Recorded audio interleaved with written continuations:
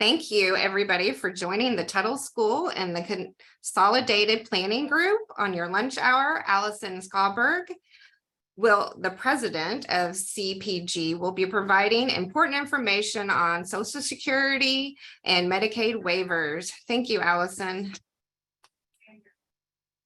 Thank you. It is my pleasure to be with you guys today. We're excited to talk about this topic. This is a popular topic and a topic that there is a lot of confusion with when we start talking about Medicaid waivers. As she said, I'm Allison Schaberg, owner of Consolidated Planning Group. We are a holistic special needs financial planning firm. And, we were talking a little bit about that earlier, that, sometimes there's a lot of confusion between what a special needs planning firm does and what the special needs attorney does.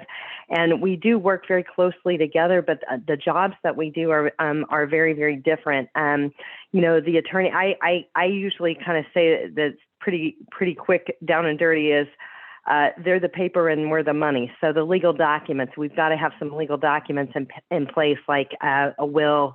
And we often talk about special needs trust, and we're going to talk about those today. A special needs trust.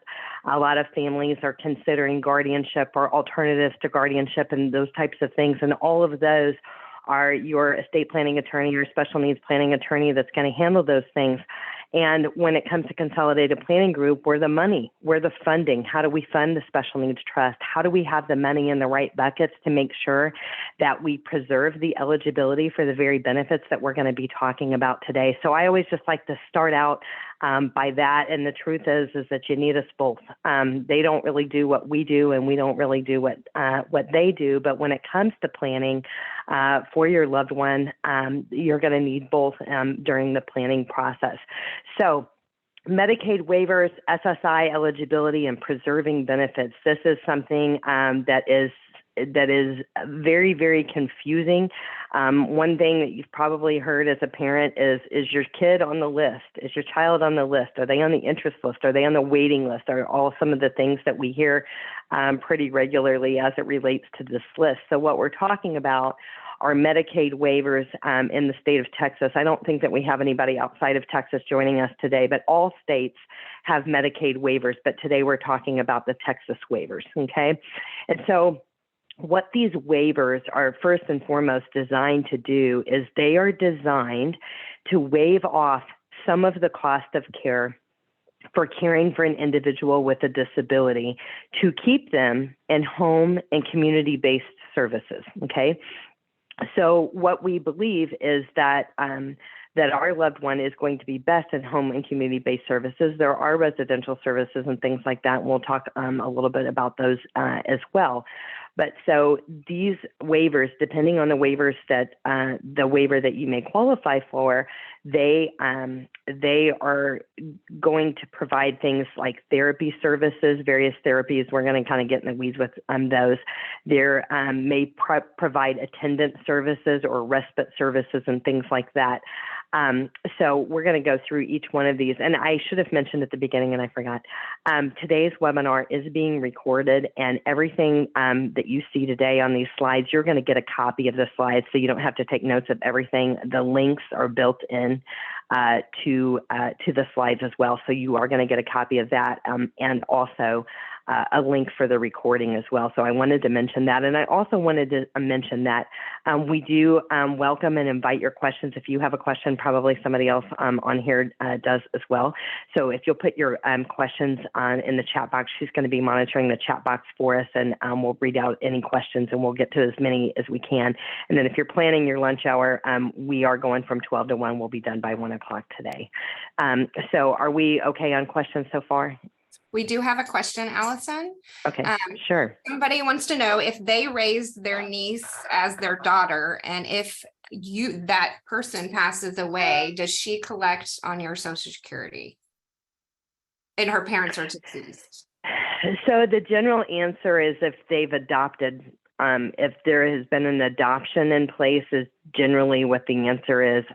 Otherwise, they would collect on their own parent's record if their own parent becomes disabled or deceased. We've had this situation a lot in a lot of families where they, like our grandparents having custody of their grandkids, and even the guardianship of it doesn't necessarily count unless they adopt that person. That's the answer that we got from the Social Security Administration. So that is a good question. But one interesting thing is if you're married, and for instance, the child with the disabilities has a step parent. In that example, the child could draw off of a step parent in that example, but we have not seen that unless there's an actual adoption in place for the others. So, and are we okay? Do we have any other questions? No more questions right now. Okay. Thank you. All right, so let's talk about these waivers. So in Texas and in most places, we like acronyms. We have acronyms for everything. So we've got the class waiver, the DBMD, deaf, blind, multiple disabilities. We have the HCS waiver, home and community-based services. We have Texas Home Living, MDCP. We have a STAR Plus waiver, a youth empowerment service waiver, which is called the YES waiver, and then we have community first choice. So these are some of the waivers that we're going to go a little bit deeper on. So, and I because we're sharing our slides, we just kind of put a little definition of each one of these waivers and who they serve. So again, you know, when we're talking about class, this is going to give home and community-based supports to children and adults with related conditions. There's over 200 related conditions. And the related condition must have occurred prior to the child turning age 22. Most of the waivers, not all, I want to be clear that it's not all, have a component to them that the individual has to have an intellectual disability, which means an IQ of 70 or below, or 75 and below. With multiple disabilities, but the class waiver, that is not the case for the class waiver. There is no 70 or below IQ requirement for that one. The next one, we have our deaf, blind with multiple disabilities, and it is exactly what it says. It gives services for children and adults who are deaf and blind and have a related disability, like have another disability as well. So it's not just deaf or blind. It's deaf and blind with an additional disability. The waiting list, because, you know, fewer people have all of those disabilities on the DBMD, the waiting list for the DBMD is going to be considerably shorter than some of the other ones out there. For the HCS, this is the home and community-based services. This gives services and supports to children and adults with an intellectual disability or related condition who live with their families or in their own homes or in a small group home with no more than 4 people. Then we also have Medically Dependent Children's Program, MDCP. This gives services to children and adults under age 20 who are medically fragile as an alternative to receiving services in a nursing facility. So MDCP is one that it's possible that some of the families on here may have received in the past or are currently receiving. So we've got the STAR Plus, HCBS. This gives services to adults age 21 and over to keep them in their community and not in a nursing home facility. And services are offered through an MCO, a managed care organization. You can get on this list at age 21, and the list is not very long on this one. Then we also have our Texas Home Living. Can you see my screen? I'm having something pop up. Can you see my screen okay? Hello?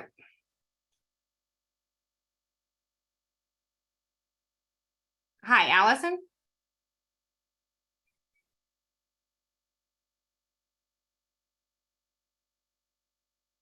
Everything froze, Allison. Hold on. Now we can see the STAR Plus. But you're on mute. Okay, sorry about that. It kind of froze up on me. I wasn't sure what was happening.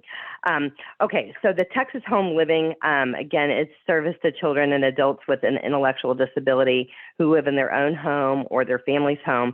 The YES waiver is one that I like to talk about because a lot of people don't know that the YES waiver exists. This is under 1915C. It's a Medicaid program that gives home and community-based services to children under the age of 19 with serious mental, emotional, or behavioral difficulties.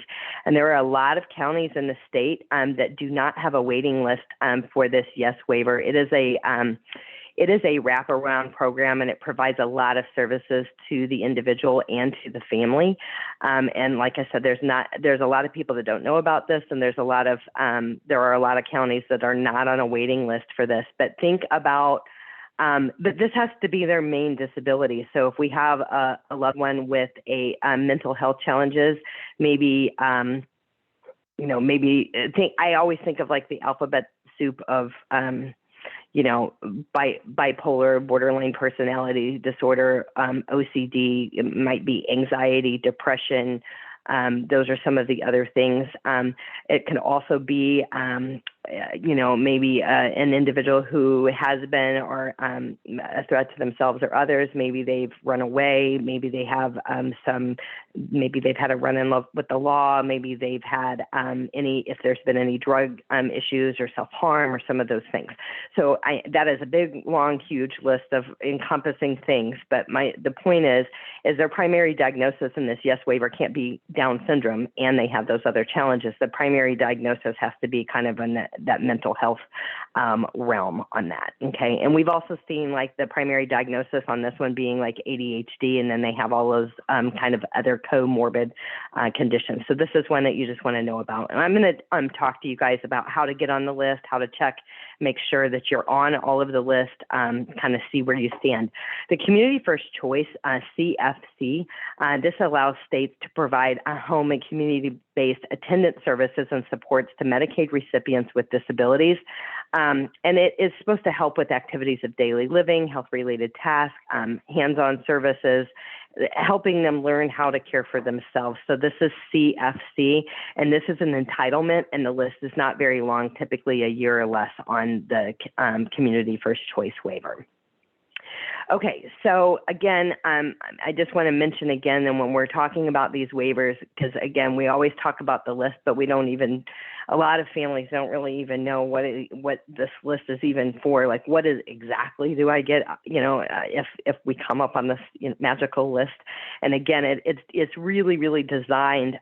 All of these waivers have various budgets, and when you come up on the list, your local authority, which we're going to talk about in a moment, is going to determine the level of need for the individual, and that will determine the budget, how many attendant hours you might get, how many respite hours you get, various therapies and things like that. A lot of these waivers, I think, if you can think it up, there's a therapy for it. Art therapy, music therapy, equine therapy, it just goes, massage therapy. There's so many different types of therapies out there. And a lot of these waivers cover these types of therapies, and they can do it in your home. They can do it at the school setting, depending on where they are and what the school's policies are on those types of things. It can pay for adaptive aid, financial management services, supported employment assistance, and that is kind of partnered with, and you may have heard of this before, we do actually have webinars on this, vocational rehab through the Workforce Commission. We've got Workforce Solutions and Workforce Commission. You may have heard of Summer Earn and Learn, or they call it PREETS, which stands for Pre-Employment Training Services. But there are a lot of programs out there for our kids that may have an impediment, a disability that is an impediment to employment. So there's a lot of support out there. May cover minor home modifications, and as we mentioned earlier, respite care as well. So some of the other things that some of the waivers can cover, it might be transportation, it could be residential services. We talked about equine therapy, a day hab, kind of the wording that they're going to be using going forward in 2023 is I think they're not going to use the day hab. There's kind of a way around it, but it covers, it might cover some transition programs and things like that, and nursing. Okay, so this is a big important slide. When it talks to our, waiver general eligibility, most waivers they have a financial eligibility, because we've been calling them Medicaid waivers. So the individual has to stay Medicaid qualified to receive the waiver and to continue to receive the waiver. And a lot of families, and I would suggest probably most of the families that have students in Tuttle School say, well, we're never going to qualify for this because we're not going to qualify for Medicaid. We make too much money. When it comes to these waivers, it's based off of the eligibility of the individual with a disability, not the parent's income and assets. Okay. So when you come up on these waiver interest lists, they're going to do the application based off of the child, not you, which is different for SSI. So when we have a minor child, we're going to talk more about this, but when we have a minor child that has a disability, they get denied. Most of them get denied for SSI and Medicaid when they're a minor, because that qualification for SSI and Medicaid is based off of the parent's income and assets. But what I'm saying is, for these waivers, it is based off of the student's qualifications. So basically, the eligibility for income for that individual with a disability is whatever 300% of SSI is for the year. So for 2022, SSI is $841 a month. So 300% of that is $2523. That's the most income they can have coming in, and we want to keep their assets under $2,000 in their name. For 2023, SSI is going to be $914 per month, and we want to keep that their income. Not that this is a pressing problem for many people, but we want to make sure that the individual with the disability's income is not more than $2742 per month. Okay, so what I'm saying to you is, if you thought you didn't qualify your child for this waiver, they probably will. But they do have to meet those functional eligibility requirements for the specific waiver. And so one thing that is really important to know is that it's not, the eligibility for these waivers is not determined until they come up on the top of the waiting list.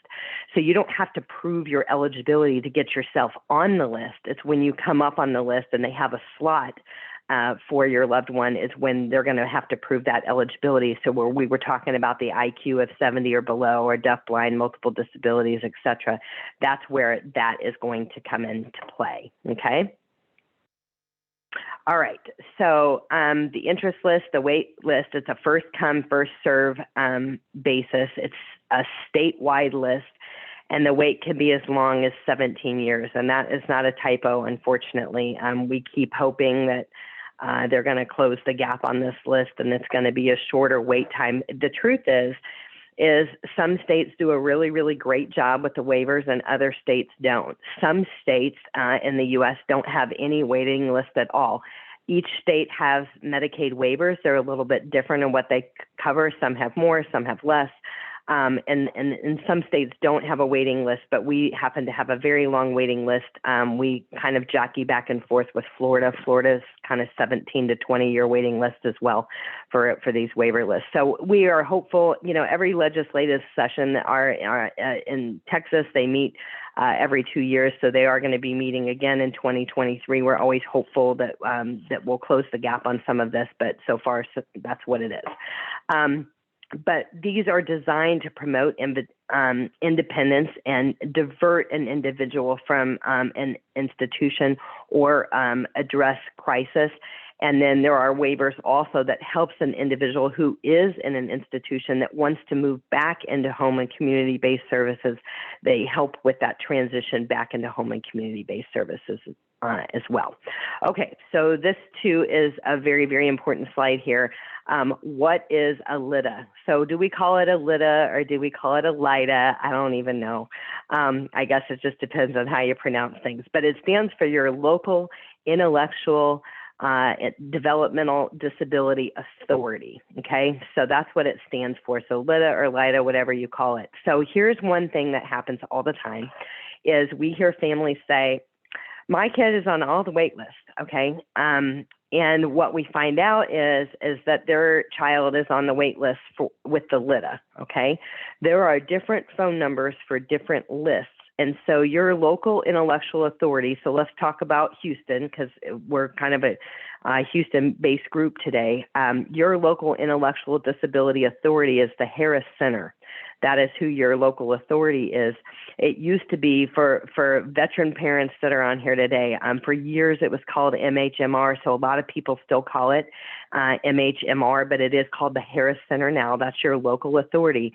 So, and if you're from another county, this link here to find your local authority will take you to a website where you simply plug in your zip code and it's going to tell you who your local authority is. So if you want to get on the HCS Texas Home Living Community First Choice Waiver Interest List, or you want to check your status on where your child is on the interest list, you're going to call your local authority for that. So one thing that I think is a little crazy, but I want you to know you're not crazy. This is true. This is the way that it is set up right now. There is no like database that you can like create a username and password and just log in and see where your kid is on the list. I hope one day that is created. You literally do have to call your local authority to find out where to put your child on the list. You have to call them to find out where your child is on the list. The local authorities are supposed to reach out to you about every 2 years to ask you if you still want to be on the list and let you know your number. Sometimes they reach out in writing. Sometimes they reach out by phone, and you don't want to ignore those communications. So if they leave you a message, call them back. If you get a letter and it's asking for a response, make sure you respond because you can be removed from the list from non-response. Another thing that I want to tell you about your local authority before we move on to these other lists that you can put yourself on. If you move, your local authority changes, okay? So it is by county. So like, for instance, like Sugar Land, Fort Bend County, your local authority is going to be Texana. That's your local authority. So if we've got anybody that's from Fort Bend out here, we've got a different one in Galveston County, those types of things. So if you move, you need to contact your local authority that you put yourself on the list. So Harris Center, if you're moving from Harris to Fort Bend and you call Fort Bend and you let them know that you've come into their county. So the cool thing is you're not going to lose your place in line. You're not starting over if you move counties. You're just getting a new local authority. Okay, so HCS, Texas Home Living Community First Choice. On those previous pages, we talked about a bunch of other waivers. So when you think you're on all the lists, if you've only called your local authority, you're not on all of the lists. You need to call the 800 number above for MDCP, class, and DBMD. There's a special 800 number. It has nothing to do with your local authority to get your loved one on that interest list and to check their status. So that's the first things first, is kind of just debunking that. And then of course, Star Plus. That is going to be for the 21-year-olds and over. There's an 800, a separate 800 number yet for that waiver. So it can be a little bit confusing, but what we don't want you to happen is, want to happen to you is that, about 10 years into the waiting list, you thought your child was on all the lists and they're only on the HCS, Texas Home Living Community First Choice, or you thought they were on all the lists and they're only on the class, MDCP, and DBMD list and not the ones with the local authority. So sorry for kind of belaboring that, but what we see here is that there are mistakes on this all the time because it is pretty confusing. So one thing that I want to talk about when it comes to promoting independence is, we talked about these waiting lists and the waiting list being 17 years long, and it's kind of a little disheartening when you think, really, that long? We're never going to get services, but there is a such thing. I hope that it's not a thing for you, but there is a such thing as a crisis diversion slot. Okay. So what a crisis diversion slot is if you or your loved one is in crisis, you can contact your local authority and tell them that you would like to request an HCS crisis diversion slot. So let me give you some examples of things that we've seen through the years of a crisis diversion where the crisis was actually granted. We saw a child who is a teenager who was on the autism spectrum and was getting bigger and bigger and was becoming more and more aggressive, becoming a threat to himself and others. Was a single dad. he had moved his mother here from out of state, and the boy was becoming a threat to grandma. And so the key is the individual at risk of being placed outside of the home? So that was an example where we did get a crisis diversion slot. They were nowhere close on the list. I mean, they had been on the list like a year or something, short. Another example is so it says you or your loved one. Okay. So, and another example is if something happens to a caregiver. So one of the parents is diagnosed with a terminal illness, a parent passes away, one parent is sick, the other parent needs to take care of the other parent, the student is at risk, the individual is at risk of being placed outside the home. That could be another example of crisis. But in the example of always in the example of being a threat to themselves or others, those are some of the examples.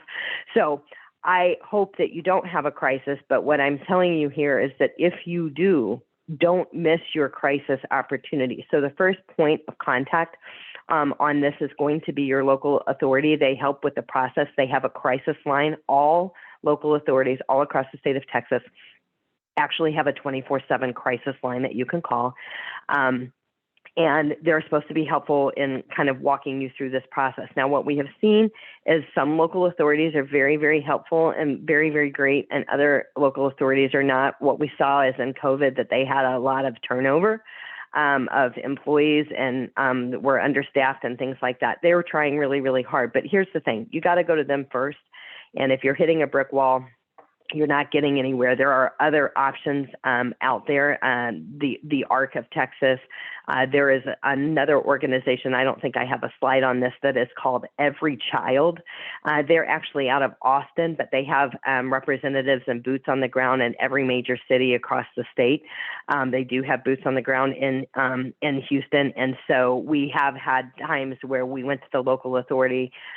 We were not able to get that crisis diversion through the local authority, but when we got Every Child involved, they were able to help expedite the process and get that crisis diversion slot approved. So I just like to mention that to families.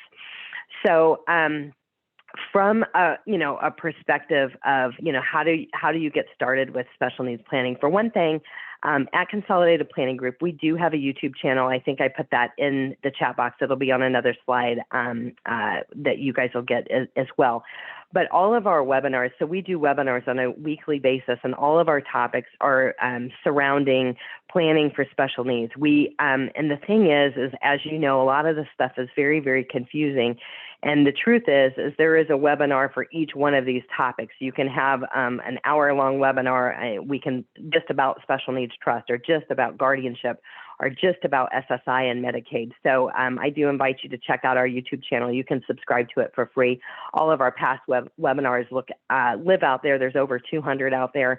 And so you can kind of peruse the one for the stuff that you're on that might be appropriate for kind of, where you're going with your planning. And what happens is once a month, we'll put out an email of all of our webinars for the month, and you can register for those webinars, any of the other ones that might be relevant to you. The webinars are usually during the week. They're always very, very infrequently are they on the weekend, but they're usually during the week from 12 to 1. Okay, so getting started with special needs planning, you want to work with a special needs planner to help you formulate a plan. And I liken this to, if we have a heart problem, we're not going to go see a podiatrist. We're not even going to go see the PCP. We're going to go see a cardiologist. I liken that to the same when it comes to working with a special needs planner. There are 250,000 advisors, financial advisors in the U.S., and less than 125, not 1,000, 125 total in the U.S. are nuanced in special needs. So when it comes to planning, it's important to work with a special needs planner, because understanding how to have money and how to set things up and how to maintain your eligibility for state and federally funded programs is really important, and having money in the right buckets. We talked in the beginning, we talked about the difference between a special needs planner and a special needs attorney, so we'll move on from that. But when you get started with planning, you're going to want to gather all of the necessary planning documents. What are these? These are the documents that you already have in place. It might be a will, it might be a special needs trust, you might have guardianship or alternatives to guardianship. These are your statements.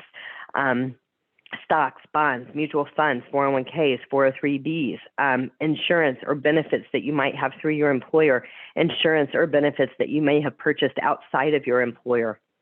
Those are all types of the planning documents.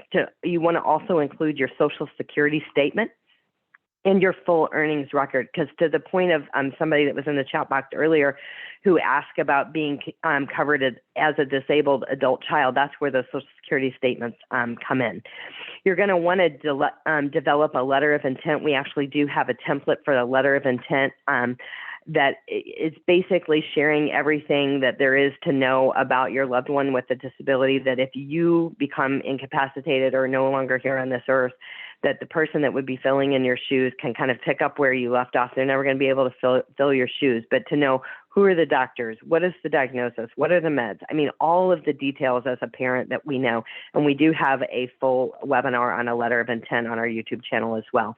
But when you are getting started on thinking about planning for the long term, we want you to think about your vision for both you and your loved one, not just our loved one. As parents, we're guilty of just thinking about our kids, and we kind of put ourselves on their back burner. But I always say that this is a marathon, not a sprint. Okay. So if we have a loved one that is going to have care needs for the rest of their life, not just the rest of ours, or not till age 22, things like that, it's like a third retirement bucket. And so when it comes to, planning for the future, we got to have some respite care, some semblance of what we hoped our retirement would look like, and some balance if we are kind of running this long marathon as opposed to some sprints. So that is the first start. Do we have a question? Yes, we do have a question. The question is, have you found that every child or other agencies provide assistance with older disabled children over 18 or older for crisis assistance if you are unsuccessful with LIDA? I think it's worth checking with them. They are very, very successful. And so the one crisis, so they did help with the other crisis, and he was an adult. He was not a minor child. But I think that they're also well versed in being able to refer out, like if there is if there's another agency that needs to be involved, they're very good at pulling them in as well. Okay. All right. So we're going to dive into SSI and Social Security. There's a lot of confusion here. So how is my child's care going to be funded?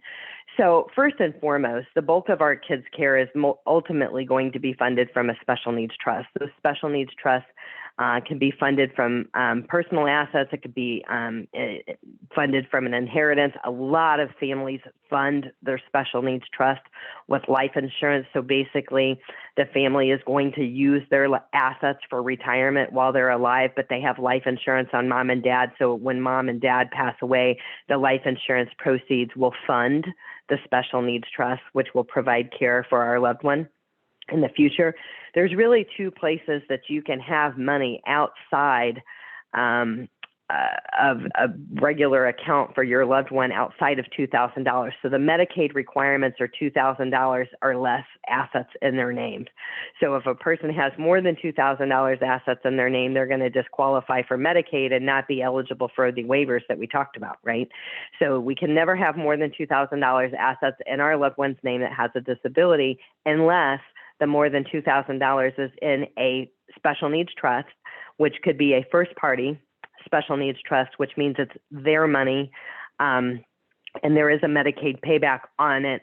But the idea is to have it in a third party special needs trust, where this is the money that is given to them, left to them, life insurance proceeds, a third party special needs trust. There's no Medicaid payback.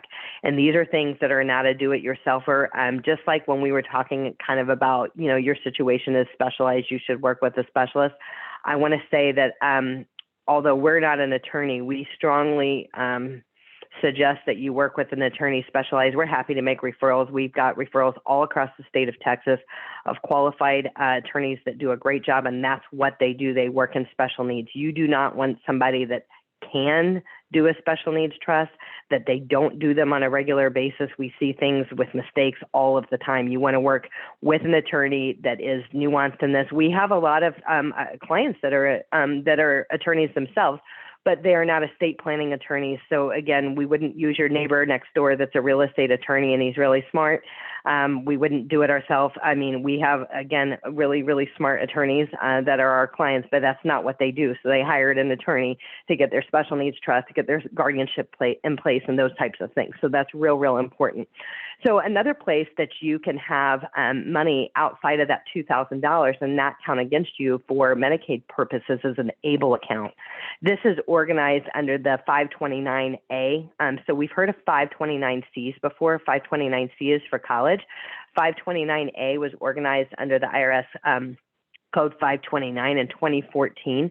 And this is for an individual that has a disability, and the individual's disability had to start prior to age 26. So it doesn't matter how old they are now. You can have an ABLE account even if they're older than 26, as long as the disability started prior to age 26. So for an ABLE account, the cool thing about the ABLE account is it grows tax-free distributions.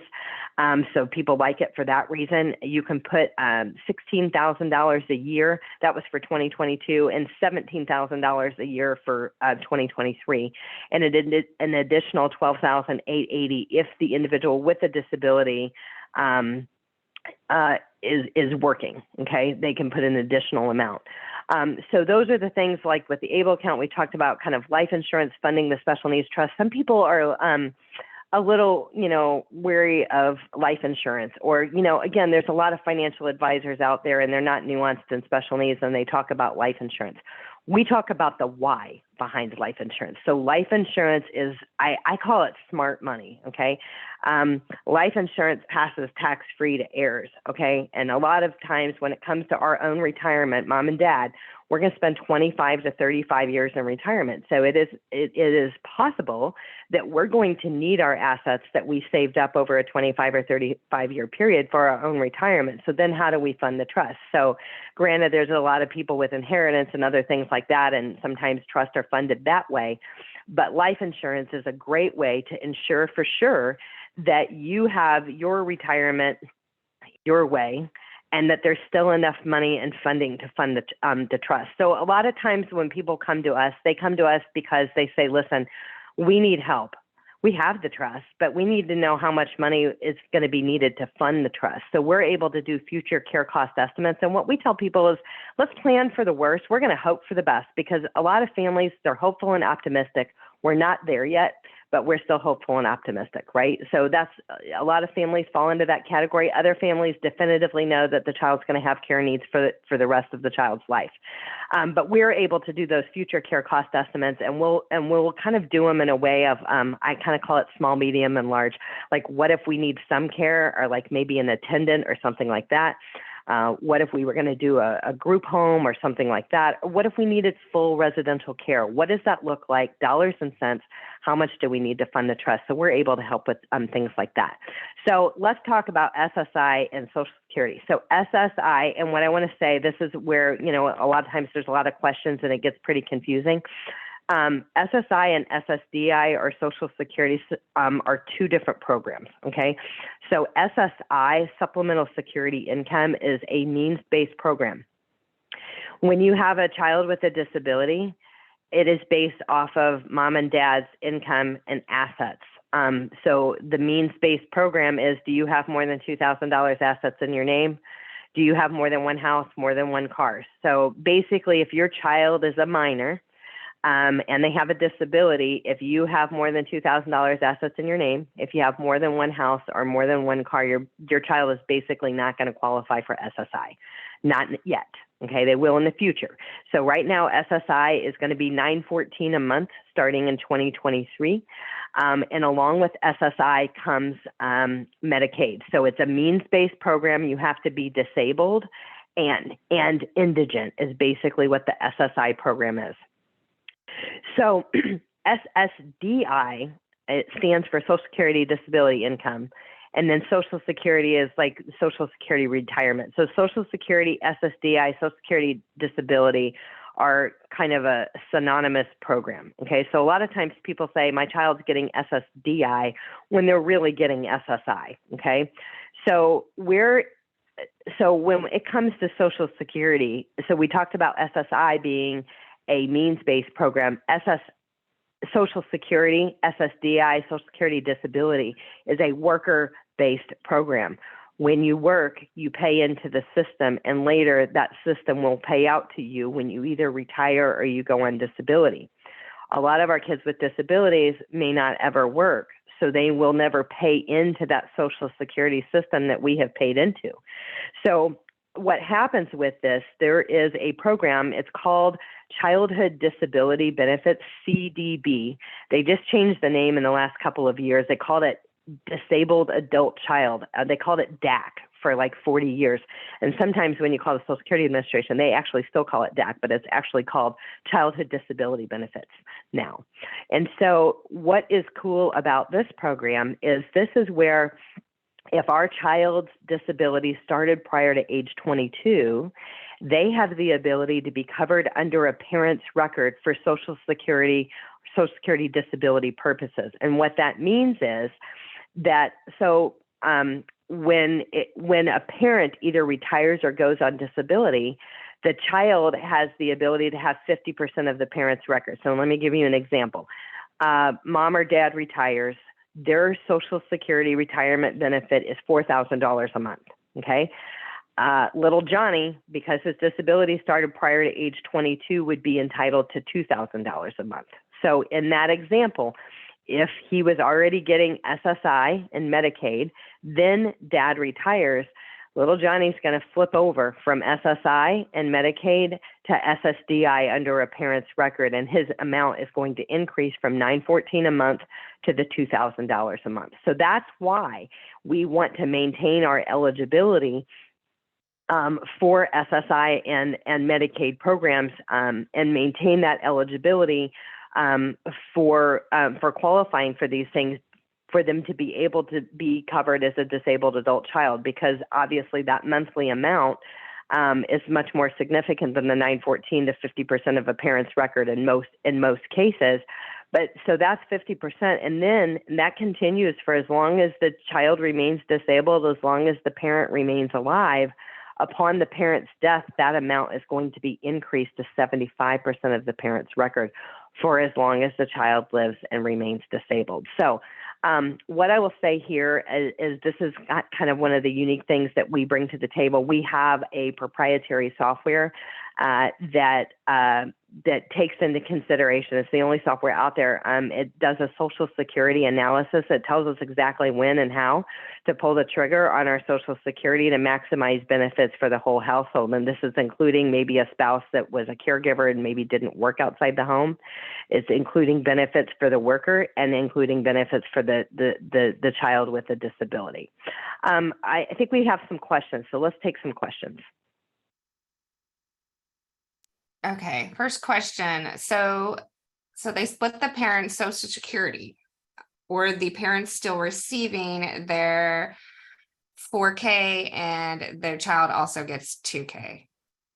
Yes, they don't reduce the parent's Social Security. Now, there are family maximums. So in that example where we had one parent that stayed home and was a caregiver, one parent was the worker, the parent that stayed home would be able to draw off of the spouse's record, and there is a such thing as family maximums. Our software calculates it. It's not an easily calculated thing just by your own calculations, but our software takes into consideration the Social Security family maximums. Okay. Other question: does the CDB program require an ID diagnosis? No, that's a great question. Thank you for asking that, and not to be confused with some of those waivers. There are hundreds of conditions out there that are considered like a slam dunk for childhood disability benefits. Cerebral palsy, Down syndrome. You can Google this. Like, there's so much. There's so many rare disorders out there, but like Down syndrome is definitely considered for what they call it as a presumptive allowance. So muscular dystrophy, there's a lot of them out there. So I don't know, there's so many people on here. I have no idea what all the other diagnoses are, but intellectual disability is a disability in itself. So that is a disability in itself, but there are lots and lots. Autism, it could just go on and on. I've seen kids that had ADHD and other comorbid conditions that didn't necessarily, one might not think that they had this, childhood disability qualification, but they do. So they take you through that process. But one important thing before I take more questions, I want to mention to you guys, because you've probably been denied before, maybe you never applied because you knew you wouldn't qualify because it would be based off of your income and assets for SSI, that means-based program, when your child is under age 18. But what you have to know is everything changes when your child turns 18. So it's based off of their income and assets when they turn 18, not yours. So that's why we want to make sure they don't have more than $2,000 assets in their name, that they do, that it needs to be moved to a special needs trust or an ABLE account. We want to apply for SSI and Medicaid for them when they do turn 18, because it'll be based off of their assets, even if you have guardianship of them, even if they live under your roof. Once they turn 18, everything changes. So because some people have been denied before, they don't go back to the well because they don't know. So I just want you to know that you should be planning, and that should be on your transition plan. Okay, we'll take some more questions. Okay, you might have just answered this one. Does SSI work based on my earnings after child turns 18? No, but I actually have seen mistakes that the Social Security office has made from time to time where they still were counting the parents' assets. They absolutely cannot, will not, should not. And if after the child turns 18, they're counting the parents' assets and income, it is wrong. And you need to speak to a supervisor at the Social Security Administration. It's wrong. And the thing is, just like your local authority that I was saying, employment, workforce commission, workforce solution, there's been a lot of turnover at all of these agencies since COVID. So just keep that in mind. If it seems like it might be a little crazy or wrong, it might be. So. Okay, next question. Do family maximize apply if the parents are divorced? Maximum, sorry. Well, the family maximum is going to apply. So that is a tricky question, because it depends if the parents were married over 10 years and if the spouse is drawing off of the other spouse, because even if you're divorced, if you're married over 10 years, you can draw off of the spouse. So that is that's a sticky one, and our software works that out, and everybody's situation is a little bit different on that one. Usually not, but it is going to be dependent on how we're drawing. So if even if a person is divorced in that example, the child can still draw off of either parent's record, not both, but either parent. So for instance, if parent one retires first, the child can draw off of parent one's record, and then later parent two retires and their record is higher, the child can move over to the higher parent's record. So there's all kinds of little things. We have whole webinars on this, and we offer free consultations, so we can kind of get in the weeds on a personal situation. Like, we can kind of talk further about that, but that is a great question. Okay, next question. I am the stay-at-home caregiver and will receive my husband's SS. Can my son, who is my stepson, qualify for CBD? I'm sorry, CDB. Yes. And in that situation with a step parent, then he could qualify for benefits under the step parent if you guys have had custody and provided in that example. Okay, next question. If my child, 4 years old, currently receives SSI and eventually I start making too much to qualify, do I have to pay it back for any reason? So you could be in a position of paying it back. So the main thing is SSI is a means-based program. And if you start working, you have to report your income every single month before the 5th, between the 1st and the 5th of each month is when you have to report your income. And if they find out that you have income that was not reported, you will owe the money back. And another thing that I want to make sure is super, super clear, because this is real important, and sometimes people get messed up on this. SSI counts child support as income. So that is counted as income. So that would need to be reported if you're not working. And if you are getting child support, that is going to need to be reported. The only way that that child support is not counted for income purposes for SSI is if that child support is directed to a first party special needs trust. So anybody that's on here today that has found themselves in a divorce situation, a lot of times in the state of Texas, child support is going to continue post age 18 for kids with disabilities. Not always, okay? Just a lot of agreements have that in there. What you want to do, if that's your case, great, but you're going to need to have that child support redirected to a first party special needs trust sometime before they turn 18, or when you apply for SSI and Medicaid, they're going to get denied because they're going to count that child support as the child's income. So if it is redirected, and you'll need to work with an attorney that would get it redirected to a first party special needs trust. If child support is going to a first party special needs trust, it will not be counted for SSI and Medicaid purposes. So that's real important. Thank you for your question. It prompted me to remind everybody of that. Okay, next question. Can waiver programs be available simultaneously? No, it's one waiver at a time, and you can switch. So, some people say that the HCS is the best waiver, and some people say the class is the best waiver. And then what I would say is that it really, really depends on the individual, right? And what their needs are, and what the services that they receive, and what kind of attendant or respite hours that they need, and therapies, all that kind of stuff. So one waiver, the waivers are different, the budgets are different. So sometimes the HCS budget is considerably bigger than the class budget, but some of the services that are provided in class are not provided in the HCS waiver, for instance. So my point is so you should take whatever you come up on first. So if you get the class waiver first, and then later, 5 years later, you come up on the HCS waiver, it's one or the other. But you have to go through, so you could actually go all the way through the process of saying, yes, I am interested in the HCS waiver. In the meantime, you're going to keep that class waiver until that HCS waiver is approved, until they've taken you all the way through the process and they tell you what you're going to get out of the HCS waiver. So that way you can compare benefits of both waivers. And ultimately, if the one that you were on is better, you can stay on it. So that is a point that I do want to make on that. Okay, next question. So we are getting less than $200 a month. My son is 20, is completely dependent on outside on a caregiver. Who should I contact for help adjusting his amount based on his zero earnings?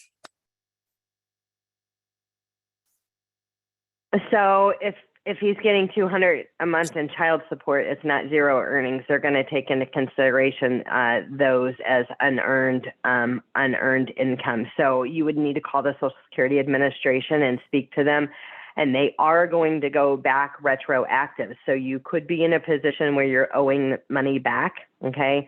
And the thing is just call them and get it worked out, because they'll find you. It might be 5 years or 10 years later, and then they tell you you owe them $200,000, right? So we've actually seen that happen. But you won't owe it all back at once. What they'll do is they'll reduce his monthly amount over a long period of time to pay that amount back, is basically what they'll do on that. Okay, this question refers back to the waivers. When you decided to switch, will you go back to the bottom of the list of the waivers? So if you switched over to HCS, could you just be on HCS and then decide I hate this and then want to go back to class? It doesn't work like that. You would go back to that list. If you wanted to be on that class waiver, it wouldn't just be as simple as just switching back and forth.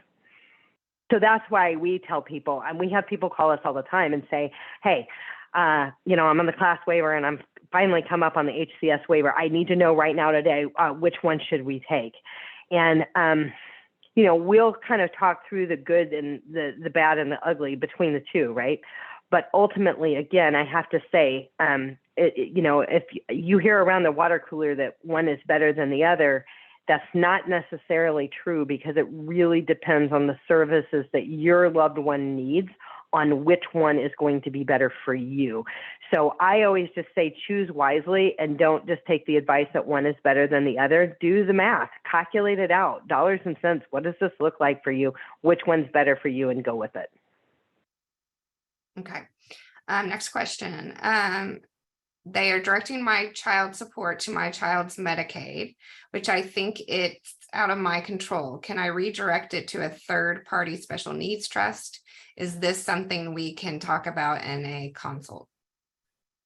Yeah, we can talk about that in a consult. We would ultimately probably refer, because when it comes to child support, that's going to be more of a divorce attorney, a child support attorney that's going to be working on that. But we're happy to talk about kind of how it got to where it is, right? As far as how it's being redirected the way it is right now, as opposed to being redirected to a first party special needs trust. So certainly happy to talk about that. You're a whiz at these questions. Did you get through them? Yes, for now they're finished. Yes. Okay, perfect. All right. So, and we're coming towards the end of our presentation today. These are things that should be on your special needs planning radar. We've kind of talked about a lot of them. So we're here to help you develop a comprehensive special needs care plan. We're here, we do those future care cost estimates, Social Security analysis. What I love about the Social Security analysis is it is like foolproof. It tells us exactly when and how for you to pull the trigger on your benefits for Social Security to maximize those benefits for the whole household. It tells you dollars and cents. What are the different decisions? Like, what if you turn it on at 65 versus 67 versus 70? It tells us down to the month, even down to the month that you should pull the trigger on that. So when we're thinking about maximizing benefits, if you guys are in that pre-retiree zone, or you're thinking about retiring in the next 3 to 5 years, that's probably something that's going to be important for you to look at.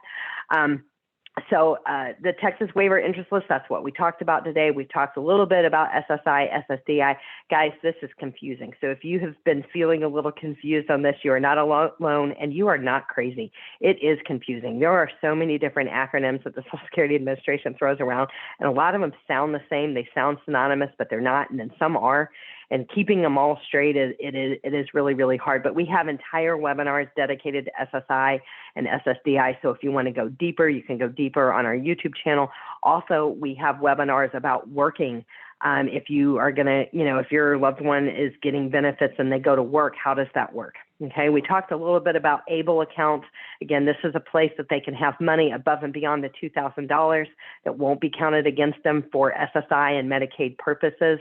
Beneficiary designations is a big one. In almost every webinar we have, we talk a little bit about the beneficiary designation. It's real important never to name your special needs child directly outright as a beneficiary on anything you have. Okay.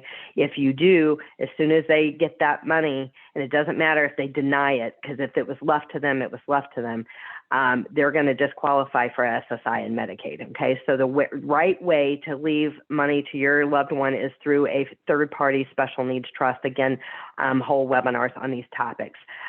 When it comes to residential post, there's, college options, post-high school options, transition options, we have all kinds of webinars on that. And then as far as guardianship and alternatives to guardianship, these are all things that should be on your radar. But do check out our YouTube channel. Again, we have a lot of webinars posted on all of these. At Consolidated Planning Group, I work on a collaborative team of awesome people. So I always like to put some faces with names out there. When you are working with us, we, again, are nationally certified Social Security advisors and members of the Special Needs Planning Academy. And we want to hear from you. We want to talk to you a little bit more about your personal situation and answer some of the questions that maybe you didn't want to ask today. We always offer free personalized consultations. This is an opportunity for us to get to know you a little bit better and kind of understand where you've been, where you're going, where, what you need help with. We'll share a little bit more about who we are, how we work, the ways that we can work together going forward. So if you're interested, and scheduling a free consultation. You can kind of just take a picture, hover your camera over this QR code, and it'll take us to a calendar where you guys can book an appointment. We've mentioned our YouTube channel and our Facebook page. All of our contact information is here. So you guys are going to get a copy of today's slides. We're going to give you a link to the recording. And also I'm going to include the waiver budgets. I have a spreadsheet. It's like 24 pages. I'm sorry for that. But it looks like it's old because it says it's 2018. Nope, that's when the last time Texas updated it. So it's not old. We're not sending you outdated information. It's just the last time it was updated. But it compares the different waiver programs, and it talks about their different budgets and things like that. So we'll send that out today in today's email as well. So having said that, I think we are almost right here at 1 o'clock. Do we have any other questions before we close for today? No, we do not. Thank you so much, Allison. This was a great information. Absolutely. Happy to partner with you. Look forward to partnering with you again soon. Hope we can be of assistance to you guys. This is hard.